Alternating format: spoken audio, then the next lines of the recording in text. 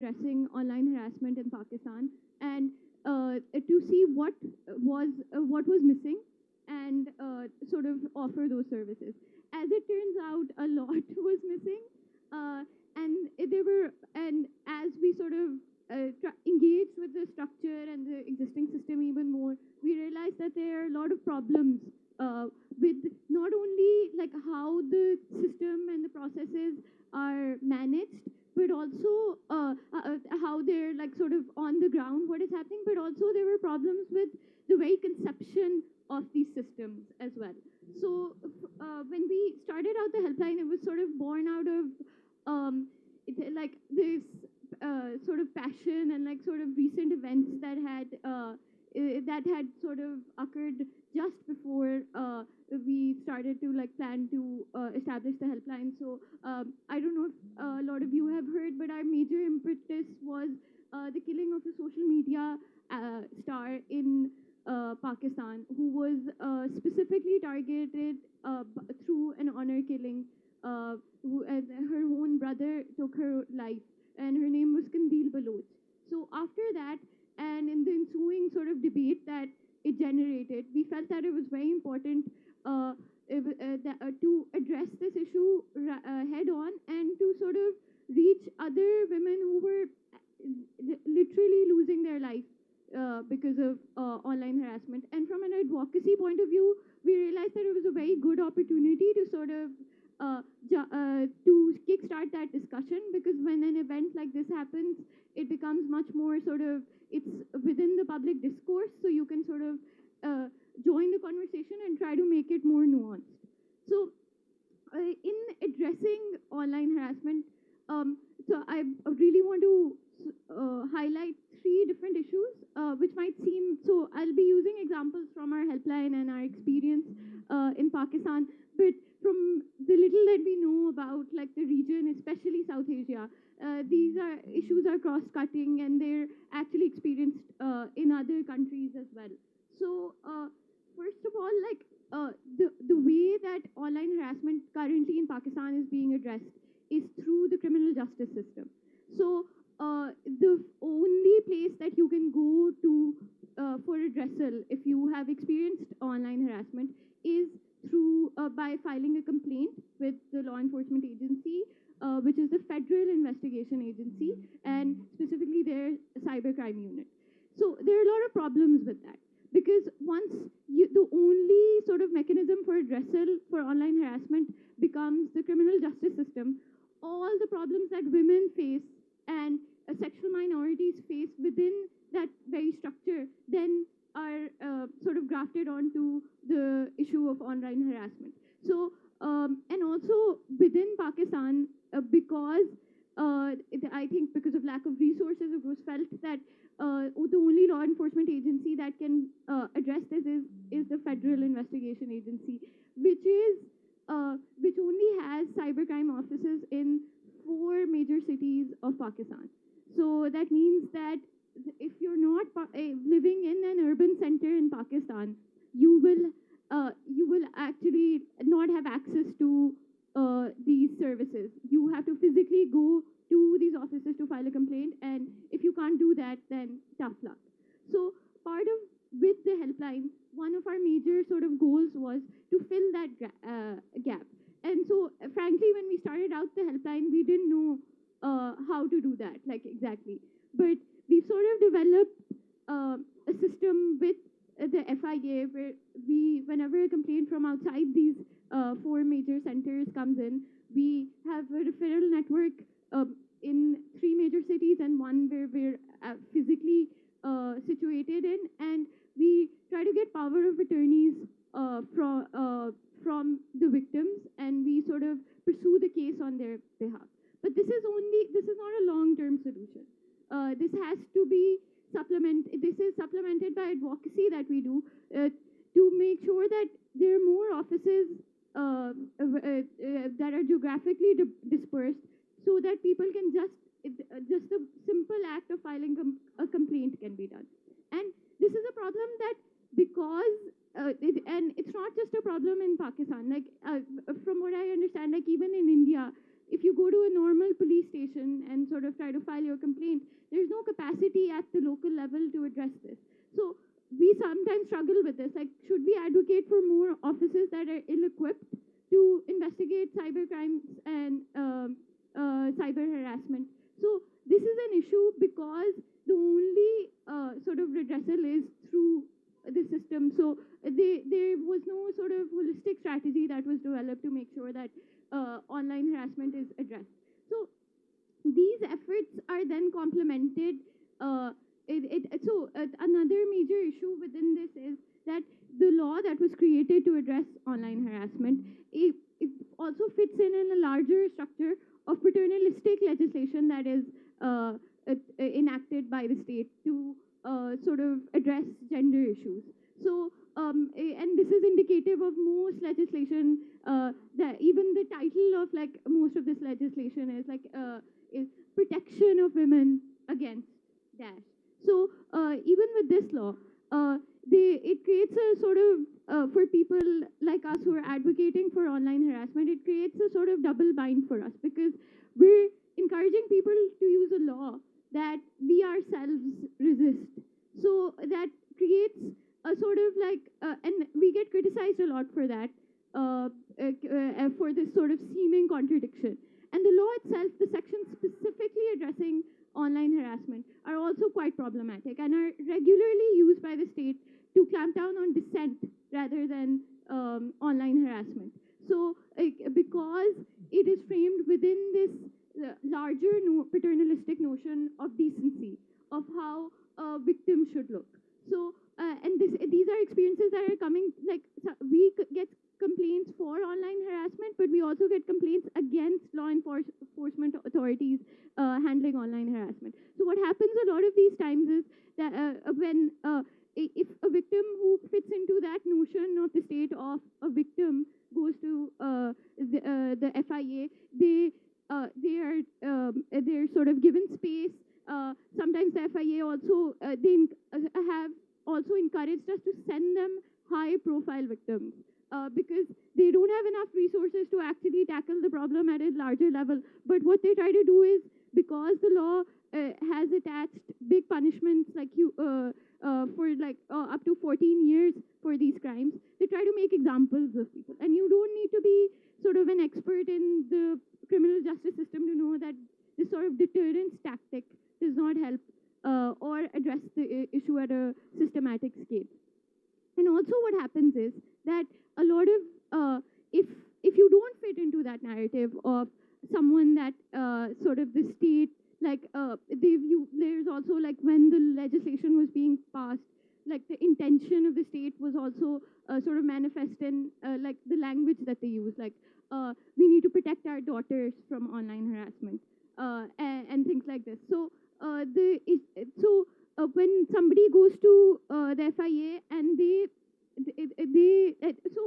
also, there's a notion, they have their particular notion of consent also. So the law says that anybody who disseminates pictures or any content that is yours without consent is committing a crime. But even that is undercut by how the larger sort of justice system and how consent is being interpreted. So consent can be, if you have shared, according to their interpretation that they're positing, if you shared pictures with your own consent and afterwards they're being disseminated without your consent, that doesn't come under the purview of the law. So if the passing legislation oftentimes is not enough, and it's part of our sort of work to act as a pressure group with law enforcement agencies to make sure that the right interpretation goes through, to sort of sometimes even threaten to sort of embarrass these law enforcement agencies if they're sort of presenting these paternalistic notions of certain victims. And something, because I think I've not managed my time properly, so I'll just like skip over something that I wish that other panelists will discuss also, that there's also a huge sort of gap in terms of when there are content removal requests are made by the law enforcement agencies to remove certain content on social media, and most of the complaints that we get, over 50% of the complaints that we get, are from Facebook. These complaints, the law enforcement agency actually just, all it does is send the request to Facebook or Twitter or whichever platform the harassment is occurring, and then they are powerless. So there is a power dynamic with the state, but also beyond the state. And there's something to be said about the politics of the policies that and community guidelines that these social media companies develop in the absence of voices from countries such as Pakistan.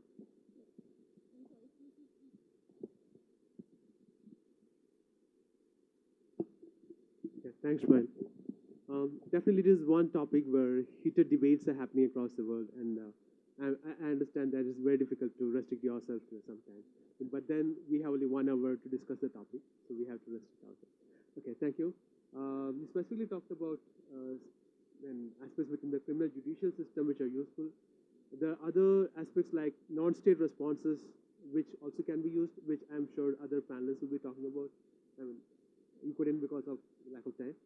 Now, I would like to move over to Lisa to give us an idea of the experiences that they have had in Philippines, specifically on this issue of online harassment.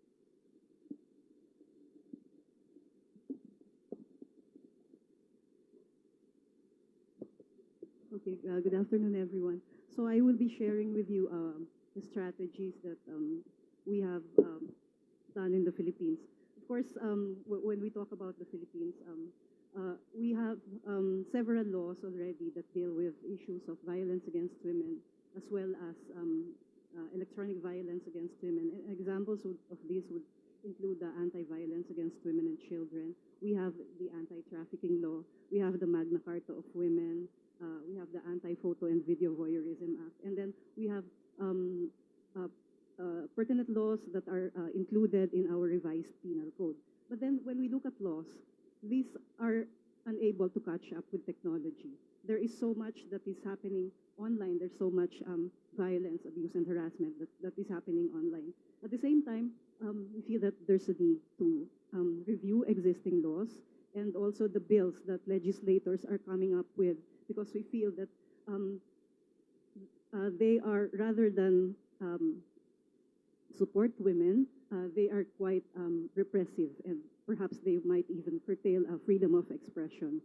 The state is the duty bearer, and they are there to promote, protect, and fulfill rights of all citizens in all spaces, including cyberspace. But they are finding difficulty in fulfilling that right. I think there's a lot to be said about training of law enforcers, the judiciary as well, so that they can understand what technology is all about, how it intersects with rights of women. At FMA, we have partnered with the Association for Progressive Communications and done this online mapping of technology-based violence against women. So it is being done in several countries. So what we do is to encourage women and girls to report cases of technology-based violence against women. So they report the case, they identify what type of violation it is, the harm faced, the technology platform which is used, who the abuser is, whether the abuser is known or unknown to the victim, what action the victim took, and the age of the person who experienced the violence. When we did this, when we started collecting cases in 2012, there was really no data. There were no data coming out from the Philippines in cases of online harassment, technology-related violence against women. There were only statistics on violence against women offline, and these are not updated. So we were able, from 2012 until the present, we were able to collect 216 cases, I think, such cases. These are, it's not much. You may say that it's a small number, but what we're saying is that these are actual cases of women. These are experiences of women. These are women's voices crying for help, um, um, expressing themselves, looking for changes in policies. So when we did based on the cases that we had, we did an analysis of it, we did infographics, and we were able to get the trend that it is mostly young people, young women and girls who are experiencing online harassment. And most of the time, it is the platform similar to Pakistan. It is in Facebook where harassment is happening. And some of the women are having their own strategies. They have reported these cases either to law enforcers or to the platforms themselves. But you know, action isn't that fast. When you file a case in the Philippines, it takes ages. It takes years before a case is resolved. So the justice system is very slow. So how do you resolve that? So what so we have engaged actually with some legislators, with some partners on what to do about this. So based on whatever data we have, we were able to share this with some government agencies. We shared this with a legislator, and this is and they have used the information that we have. No matter how small it is, at least there is some basis for what they're talking about when they file a bill on online harassment. We were invited to a congressional hearing, and we presented the statistics that we have, at least the trends, the stories of the women. So that is one. At the same time, there are some women who come to our office asking for assistance because they have experienced online abuse. Most of the time, it's the sharing of sex videos. So they do not know what to do. So what we do is to advise them. We are not a service provider. Our organization is not a service provider. But what we do is to give advice and refer them to authorities, if there are authorities. Of course, we have the Philippine National Police, the National Bureau of Investigation. They're supposed to be good at cyber forensics, so we refer cases to them. And at the same time, what we do is also to conduct some digital security training, online safety training for some partners that we have, and based on the cases also that we collected, what we did was to come up with an mobile application. It's called Action VOW. VOW is Violence Against Women. It's available actually online, and it's an interactive mobile application actually. And we identified 3 stories there. There's identity theft, cyberbullying, online harassment. And if you click one story, then it's like you build your own story.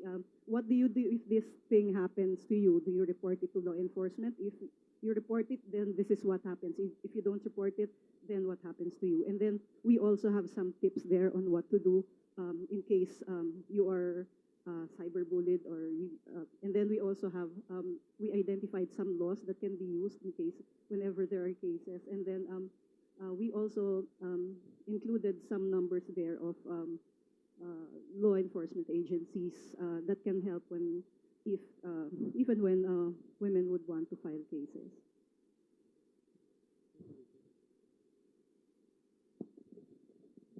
Thank you, Lisa.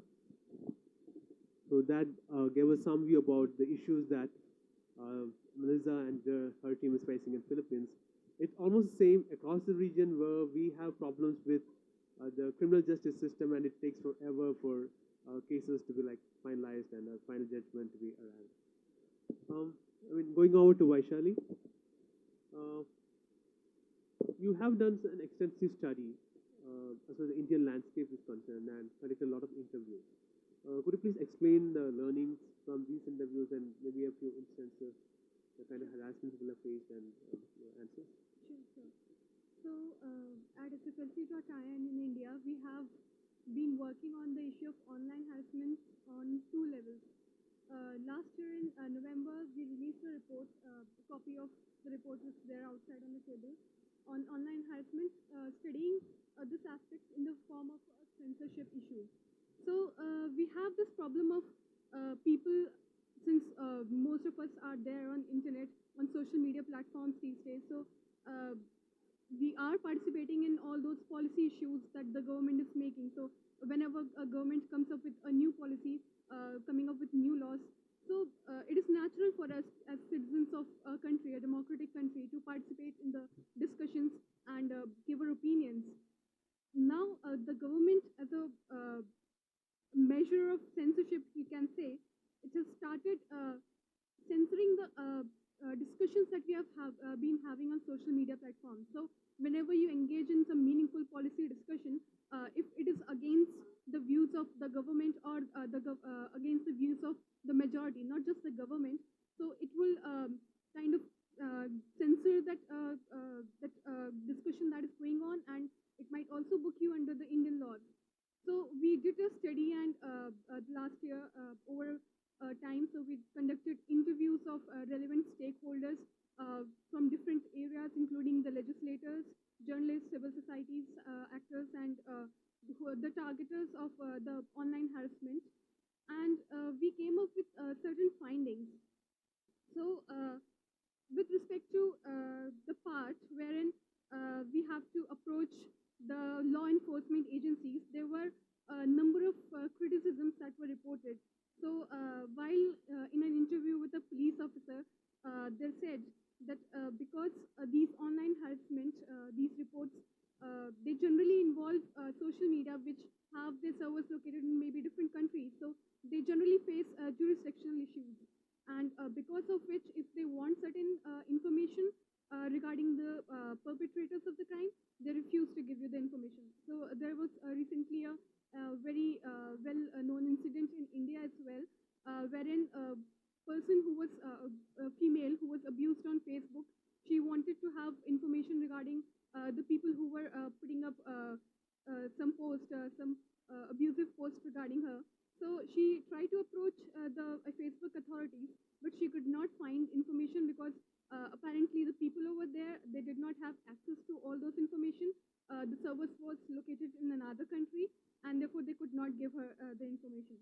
Also, this brings up the issue of being a privileged member of the society. So sometimes if you have high contacts, then information is easily accessible, available to you. But if you are just a common person, then that same information will not be accessible. So you need to have high contacts, apparently. Secondly, apart from the law enforcement part, when we approach the non-state responses, when we go for non-state responses, there comes these intermediaries, the Facebook group, Facebook, Twitter, and all these, the policies, the content moderation policies that they adopt. So the first step that we face, generally when a person is being harassed, the first step that he's going to face, that he's going to take on Facebook or Twitter is block that person, or maybe delete that tweet or the Facebook post, report that person. So when you report, for example, on Facebook, if you take, for example, so if you are being harassed on Facebook, if you report that particular page or post, there are certain community guidelines which are followed by the Facebook, the standards that they follow when they sift through these complaints, the reports that you have made, and then following those standards, they maybe block that person, or maybe just do away with the content. So maybe at times action is taken on your post, or maybe at times it is just let loose. So there lies a problem with the content moderation practice over there as well. So what exactly happens is there are human interventions when we talk of the content moderation practices. So there are people actually who are involved while sifting through the content. So Facebook apparently and the other platforms have adopted common standards to sift through these complaints. So if you're, for example, one of those contents that has been blocked is you cannot show the private parts or including the breast of a female. So in case you're raising awareness, you're posting a picture for even raising awareness or some pertinent issue, then also they will put down your picture. You cannot post these. So the question arises whether there has to be a certain level of uniformity or it has to be seen on country to country basis. There lies a problem. So we interviewed people, and in there we uh, received certain responses. The most common of them being was we should not go to the state law enforcement agencies because they take years to get into your complaint and finally solve that problem. It is always better to go for the state responses first. And what exactly matters is the trust in your online platform system. So there has to be a greater responsiveness from the side of these intermediaries, and also a greater transparency when they adopt these moderation practices. So what level of what measures do they undertake? What are the guidelines? They should be very transparent, and also there's a need for capacity building. So not many people over there are aware of the tools that we can use to safeguard ourselves for the online harassment. Also, when we talk about capacity building, it is with respect to the common people as well as the state agencies, the law enforcement agencies. So even the police stations, when you go and report your complaint, they are not very well aware of the technical measures, the technical know-how. So they generally do not take action. They refuse to file your FIR because it takes a lot of effort to go into all these online complaints. So they generally, so what is needed over here is capacity building for these people as well.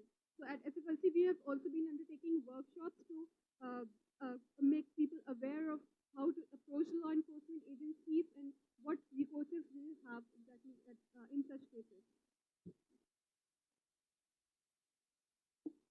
Thank you, Vaishali. Now moving on to Malvika. Malvika Jayaram has had a diverse career starting from her law firm in India, working across jurisdictions. She was with the Berkman Center, the Harvard University, and now in Hong Kong, the executive director of Digital Asia Hub. She's done quite a lot of work in the area of intermediary liability, and when I request her to focus a bit more on the intermediary aspects of the debate. Hi everyone. Sorry for being a couple of minutes late. I had to take an urgent call.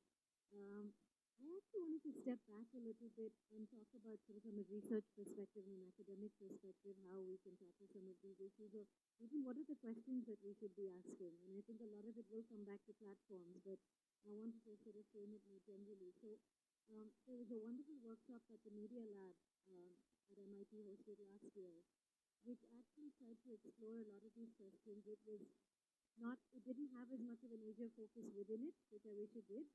And I think that's also an opportunity for us to have more interactions with different kinds and textures of harassment around the world, so that we actually learn from each other. But I think I'm going to list out some of the questions that came up in this workshop, because I think they really help inform what we're doing here. So I think one was sort of looking at not just the personal costs of harassment, but the social cost of harassment, looking at it as a system, as an ecosystem issue, as opposed to something that just affects individuals. The other thing was looking at what methods can we even use to study harassment, right? And I think that's particularly important, because if all of the focus is on the victims of harassment, and we don't want to research the people who are doing the harassment as much, one, for a very functional reason, that if their accounts are blocked, that data doesn't exist on the platform anymore. Right, so that causes issues in terms of research of what data do we have to even study them. But also I think in terms of if we're using measures to counter harassment, it's very hard to actually study the effect of what works and what doesn't if we don't have a lot of data about this. So some of the sort of participatory methods, some of the different ways of looking at different groups to test what works and doesn't, some of them have ethically challenging issues, because do you really want to be working with some of these communities, and are you exposing victims to even more harassment in a view to study them? So I think it raises very challenging issues. And I think one of the fundamental things that keeps coming up is, why do people harass online? Why do people participate in this at all? Is it a proxy for something else they're not getting? What gap is there that this helps to fill? And I think if we don't look at the causes as much, just looking at the way that the law treats it, the way the law might criminalize some of it, I think we're not doing enough in an intersectional way. And I think also in terms of how do we improve the definitions? I mean, the whole taxonomy issue keeps coming up over and over again. But I think it's especially important from the point of view of platforms, because if everyone has their own definition of what constitutes harassment, at a functional level, it's an interoperability issue, but it's also an issue of if everyone uses their own sort of self-serving definition that fits with their sort of business model or their ideas of what data is and isn't collected, or what other goals that they might be trying to further through the platform, that's necessarily going to, if you're going to have certain path dependencies that come out of those models. So I think if you don't look at the taxonomy question, you're missing out on all these other kinds of things around the edges. There are lots of really high impact projects that kind of deal with this, and sort of, I'll give you one example, the Wiki Detox project, right, which is trying to use the sort of terminology of detoxing hateful content in the ways that people post things on Wikipedia. And there's all kinds of efforts where people are saying, let's use machine learning, let's use artificial intelligence to actually identify certain classifiers and actually help pull these things out and detox it. But I think there are sort of very fundamental problems here, because first of all, the technology might not be there yet, but our expectations of the technology are immensely high. We sort of think that this is going to magically sort of fix things, that, the platform can be terrible, people are human, people are venal, all kinds of things are, skewed towards a certain outcome, but technology will solve it. We'll just wave a magic wand at the end, even though we don't think about baking it into the standards, into the guidelines, into the ethical practices. So I think there are really interesting efforts that are being made, but it also raises challenging questions about what is the taxonomy, what are the classifiers, what are you tagging as obscene or blasphemous or hateful, and are you actually working with grassroots communities towards identifying what makes sense within local context? What does it actually reflect the embodied examples of people? Does it actually reflect lived experiences, or is it just some very, academic sort of view of this, of people who are machine learning experts but are not actually dealing with communities that are working with harassment? So I think we need to have those kinds of connections as well. I think testing the outcomes of interventions is really, really critical, because to some extent we're functioning in the dark if we're not doing that. We keep saying, oh yeah, more speech is a counter to hateful speech. Do we know that that's true? Brandeis might have said it, or it might be in a lot of law review articles. Do we actually know that that when you look at the data, does it hold that out? Is more speech better, or is more speech actually like more noise? What is the signal to noise ratio in these things, right? And if the interventions that we're coming up with are missing the mark, maybe we should be focusing not just energy, but very valuable resources. All of us suffer from funding issues in this room, right? And if we could actually pick one problem to tackle or one solution as an approach, maybe we want to know that that's hitting the mark and is fruitful. Otherwise, we should really be doing something else. So I think looking at what works and what doesn't is really critical. Unfortunately, I think in a lot of this, the focus ends up being in a very surveillance-heavy, privacy-intensive arena of saying who is likely to do this. Can we predict certain people who can be identified as high-risk individuals who, based on other things they've done, we can predict that they're more likely. We might want to limit their access. We might want to block them. And I think that is really troubling. It's a minority report in the online harassment space. So I think those are some of the things that I think are really critical. And I think I understand that platforms have a difficult role to play. They are intermediaries. They want to believe the old school notion that we're just the pipes. We're not editorial, content providers. We don't actually care what's going through the pipes. I think that position has become absolutely untenable. You can no longer say that, I just provide the pipes, other sort of stuff keeps flowing in both directions. I don't look at it. And often they use very disingenuous excuses for this to say, oh, you say you want privacy, but then you want me to actually monitor content. If I want to monitor it, I'm going to have to look at who you are and what you say. So actually, do you want privacy, or do you want me to moderate content? Because I can't do both. And I think that's disingenuous, because there are ways that you can actually achieve both. I understand it's a difficult problem for platform providers, because if they actually end up solving the harassment problem, we're going to turn around and say, hey, what about my free speech? What I said was actually legitimate, and that was actually a bucket of content that under this law actually is legitimate. It might not work with your content guidelines in some other country that I'm not, connected to in any way. And I think the jurisdictional challenge is huge in this space. So I think these are sort of some of the issues that we should be talking about. And I think this approach that, we just block and move on, we don't study the effects of blocking. We don't study the effects of certain interventions. I think for me, that's one of the most critical things. And just sort of as a last point, we say that platforms are the problem. Are there ways that we can engage them to be part of the solution? Not just in terms of saying, use your community guidelines or, do X or Y, but in sharing data with the community. It could be done in a sort of very ethical, confidential way. It could be with a community of researchers if they don't want to give, one person an advantage. And there are so many ways in which we can do this as a community in the public interest.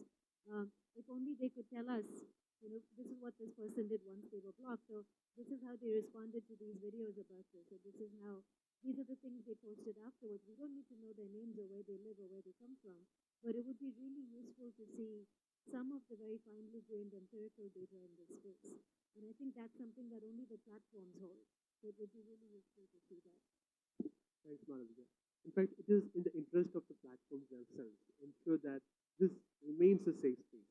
Otherwise, when these platforms, I'm not sure how they're going to exist. Unless we can have meaningful conversations in these platforms. Moving over to Smaila, to compensate for cutting you short earlier. So, how has your experience been interacting with these platforms? How used to have they been dealing with this? Have you faced any? Yeah, so one of the most basic issues that you face like at a day-to-day level is the issue of language. Most of the content that is generated in Pakistan increasingly is either in Roman form of Urdu, which or in the sort of Arabic script. So, and a problem with that becomes is that a lot of times when abusive comments are reported, they're not registered by the system. There's not enough being done to address this issue, like of translation or sort of like developing technologies that picks up on different languages. So that's a big issue, and this is something that we've continuously raised with the social media platforms. There was a case where that was pursued. If the language was so the language used on a particular page was in Pashto. So it was actually even more complicated because it wasn't even like it was a regional language. But that's not good enough excuse. So what we try to do is, as at the helpline, we try to serve as translators for these social media platforms. So we contact Facebook on our own, and having translated these sort of posts, and also I think the notion of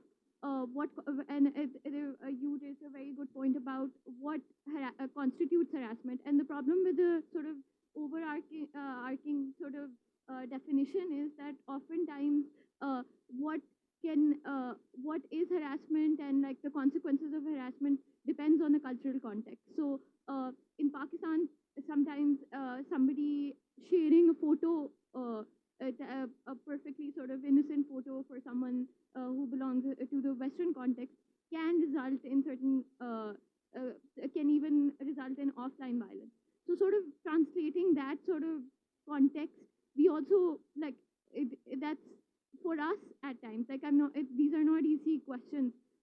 Sometimes for us, unless we've been given that context by the victim that this will have this consequence, we won't be able to sometimes even tell. So this is a very difficult issue for the social media platforms. Like sometimes when we tell people to report on their own, they get this. The system sort of tells them this is just a photo. It's not explicit.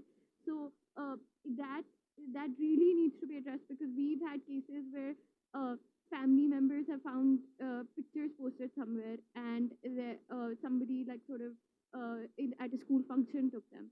But the fact that somebody's face was showing if they belong to a conservative family, but this does hinge of, I would like to sort of ground all of this within, although it is difficult, but it should hinge on consent. And if somebody is declaring to the social media platform that this picture has been shared without their consent, that should play a role. That's an open question for people on the panel also, how that would happen. But just like with the sort of offline crimes, and consent should be the guiding principle regarding that. We need to wrap it up in another 10, 12 minutes. Can I have a couple of comments from the panelists before we open it up for questions?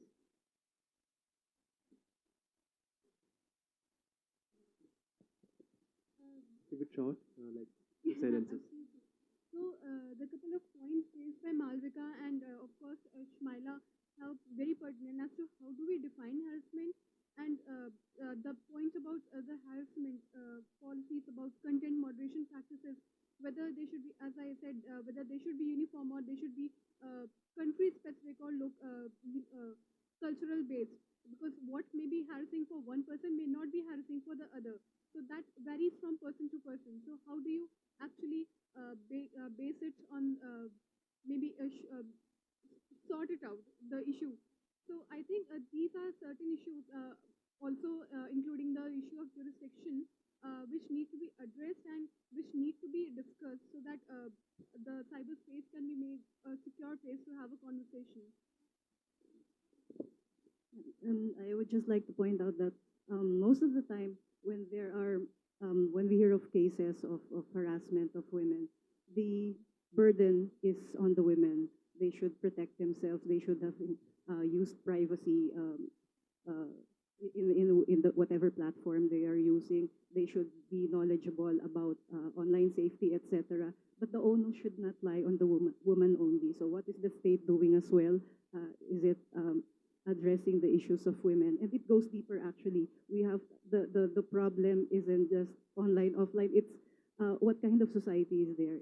If it's a patriarchal society, then it speaks of how the issue is being addressed by government. And then also, yeah, we have also to look at, of course, the role of private companies, ISPs.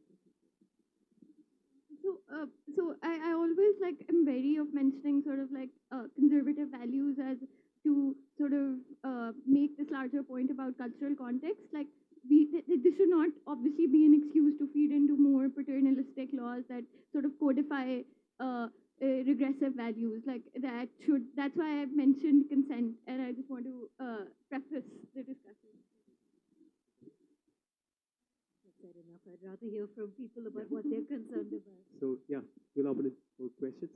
Yeah, Anya. Please raise your hands so that.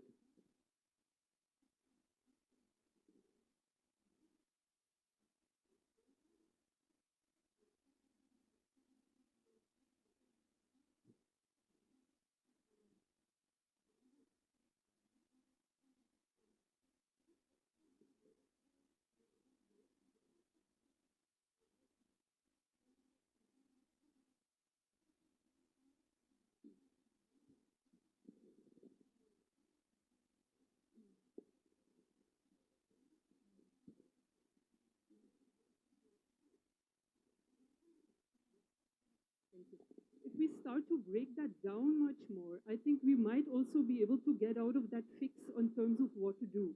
Because I get a bit worried also when we say maybe, maybe this is context specific and maybe we should change the standards. I get concerned if we are going to lower the standards for censorship in countries where censorship is already high. And as Shmaila was saying, it's constantly used against women's rights activists, among other people, right? Women who want to share pictures of their own bodies in exactly the way they want to represent them.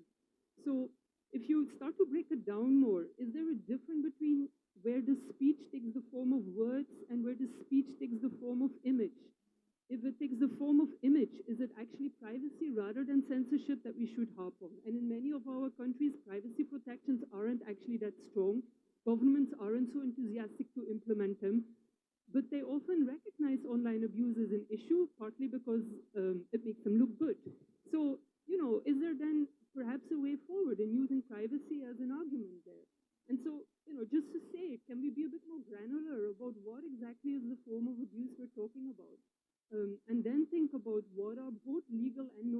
solutions that start to make sense.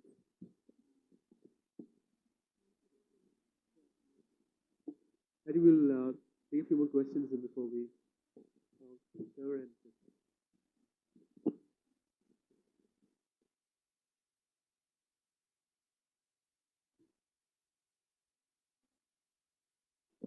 Hello, this is Mubashir Sagana from Pakistan. I'm a cybersecurity consultant, extensively involved in cybercrime investigations around the country. I've got a suggestion, rather a comment. Most of the fora I found across the world, they are most concerned, they are least concerned about the preemptive measures. They do not work more on awareness or capacity building and rather on, things like discussing after effects or whatever afterwards. I would recommend to work more on capacity building, work with law enforcement, because I personally work with the law enforcement. I work on their capacity building, so because they are the first respondents. And you guys, organizations like you should work with the local law enforcement or with local communities and work more on preemptive measures rather than complaining about the things. Thank you.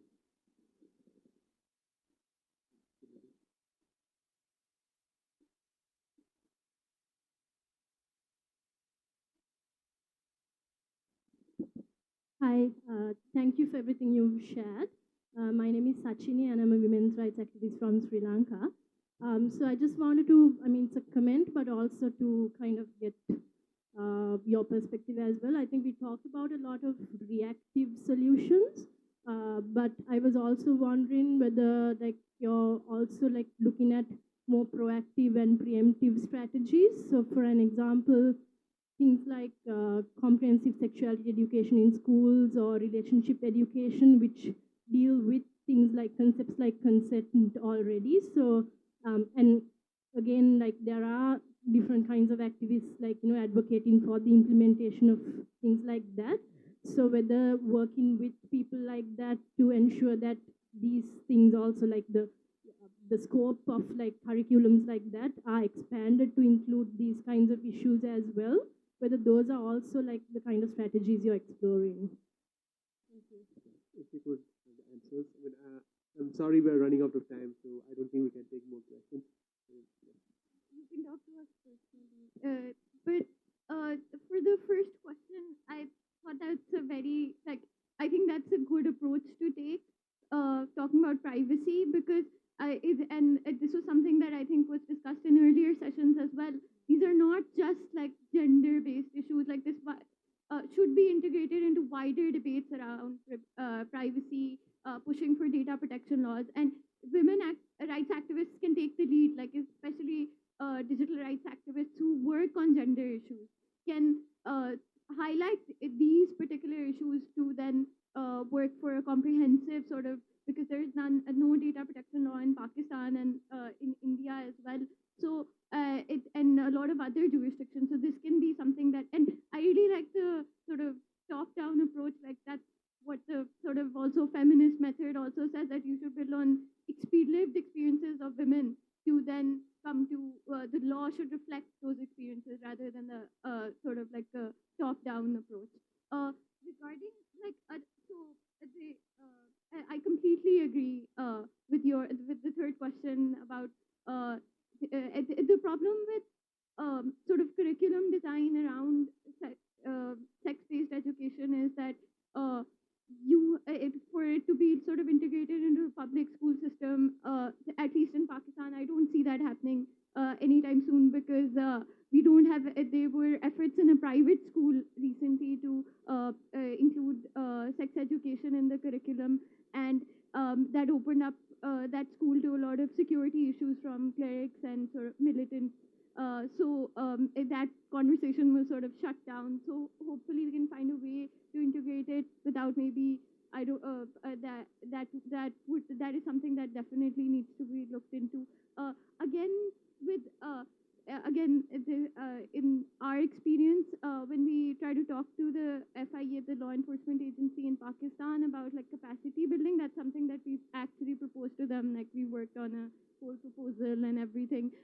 They stopped picking up our calls. So a lot of times civil rights activists and NGOs are told like stop complaining, work with the authorities, but they only work with you to a certain extent. They don't feel comfortable. They've told us that don't tell us how to do our work. So that's sort of like and I think that's a bureaucratic also mindset that like before, like they're like, oh, if we want to do a training, then we'll have to get permission from this person, this NOC. So yeah, this is we'd love to if you could connect us with people. Yeah. I only had one closing comment that I think this whole issue needs to be very, very closely linked to the idea of access. Because if we keep sort of saying we want to bring everyone online, what kind of online are we creating for them? And if they're going to come into a world where it's full of trolls and abusers, that's not the internet that we expect them to stay on, right? So unless we show them the value of a space that is genuinely free, I think it's not going to work. So I think we need to actually mainstream this conversation to every single other conversation that we're having about the SDGs, about so many other sorts of policy goals, because you can't discuss this in isolation as a harassment problem. It is an ecosystem problem that affects all of the other goals that we're trying to achieve. The timekeeper tells me that we have run out of time, but we started 5 minutes late, so I take the liberty of extending it by 5 minutes. Yes, I think education would be good. We can work with schools, and if they can come up with some modules or some if it can be included in the curriculum, then that would be good. In the Philippines, I know that the Department of Education has partnered with one organization to develop a module on online harassment. Unfortunately, it is not being implemented. They just have the module, but it's not being cascaded down to the schools. It's not being taught. As also the others pointed out regarding the education module, it all boils down to how effective is it, how effective it is being implemented in schools, and how comfortable are the teachers teaching the students. So that also raises the issue, because many times, especially in India, we have had the situation that that government has incorporated sex education in the educational system, but then teachers tend to skip upon those topics, or maybe just talk to people and just do not talk about certain topics. So also is the comfort level between the teachers and the students. Also, with respect to the consent part and the third question being raised, I think it's not just about the education, because trolls and the online abuse that takes place, it is irrespective of the background of the person, especially the trolls. People are well educated in certain cases, but still maybe due to the mentality, to the mental status, I wouldn't comment on it, but yes, this has also somewhere to do with how is your thinking goes into on this. So trolls may not be with respect to the education that you have. It may also be with respect to how you think about certain things. So that is what I have.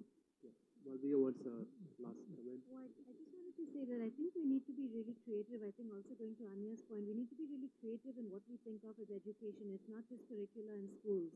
I think we need to make it deeply uncool and awful socially to indulge in this kind of behavior. Because I think if you want people coming online for the first time, you want the youth to actually engage and care about these issues, having some kind of top-down, deeply boring curriculum in a school makes it seem like work.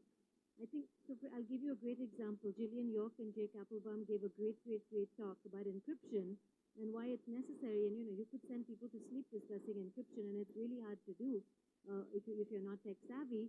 But they sort of said, would you have sex with a complete stranger without a condom? You wouldn't. So why can't you think of encryption as sort of digital, contraception? And whatever you might think of that as an idea, you're never going to forget the idea of condoms and encryption, right?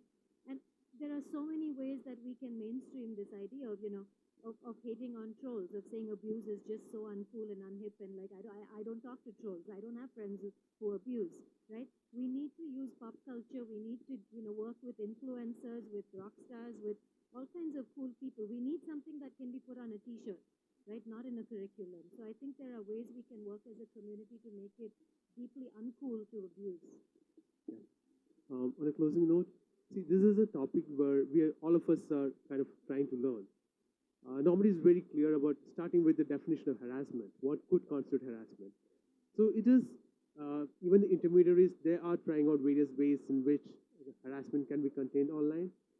We need to work with law enforcement, the government, ensure that there is capacity building. So there are like a whole lot of efforts required from all stakeholders. And so, yeah, it is going to be a long process and we need all the help that we can get. Thank you. We can definitely continue the discussions.